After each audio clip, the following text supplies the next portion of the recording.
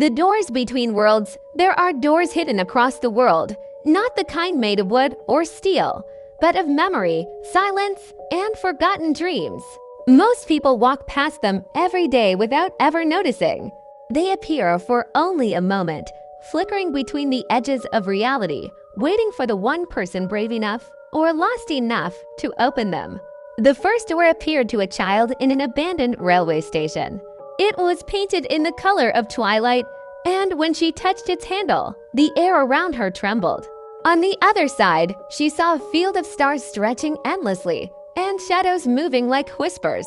She stepped forward, but before her foot crossed the threshold, the door dissolved into dust. When the morning came, no trace remained, except a small silver key lying where the door had been. Others have seen doors too, hidden in reflections, drawn in frost on forgotten windows, carved into the bark of ancient trees. Some appear only once in a lifetime. Some open only when you are not looking directly at them. And some, the oldest ones, are said to lead to worlds that should never be touched by human hands. In a quiet town by the sea, an old man spent his life chasing these doors. He believed that beyond one of them lay the truth, the reason why dreams felt more real than waking life. He kept journals filled with sketches, coordinates, and symbols that no one could decipher.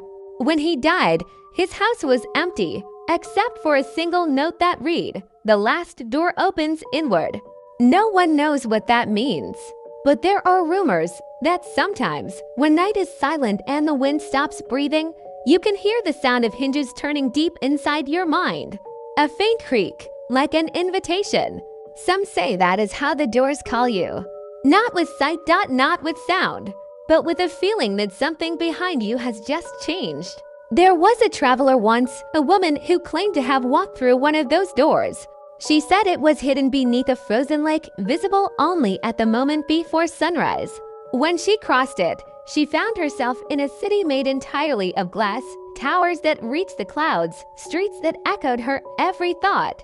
The people there spoke without mouths, and when they looked at her, she felt their memories flooding her mind. She said she stayed for what felt like years, but when she returned, only 3 minutes had passed. Her hair had turned white, and her eyes no longer reflected light. Those who hear her story laugh or shudder. But sometimes, when they dream, they see her standing before a door that looks like their own bedroom door, her hand on the knob, waiting. The truth about the doors is that they are not gates to other worlds.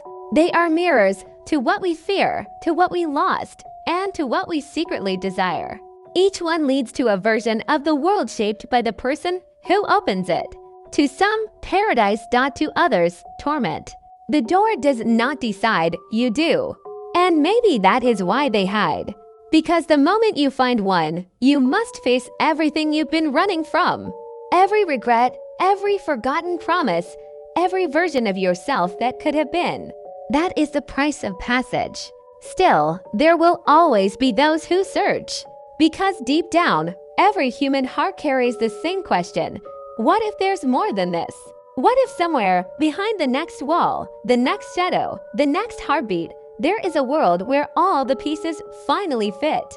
So, when you walk alone at night and the air feels heavier than usual, when you see a door where there shouldn't be one, maybe at the end of a hallway, glowing faintly like a thought you can't forget, listen closely. Do not run. Do not call out. Just breathe, because perhaps, in that moment, the world is asking you a question, and the door is waiting for your answer. If you open it, you may never return. But if you don't, you'll spend the rest of your life wondering what was on the other side. And maybe that's the cruelest truth of all, that every person, at least once, is offered a door. The only difference is who dares to turn the handle.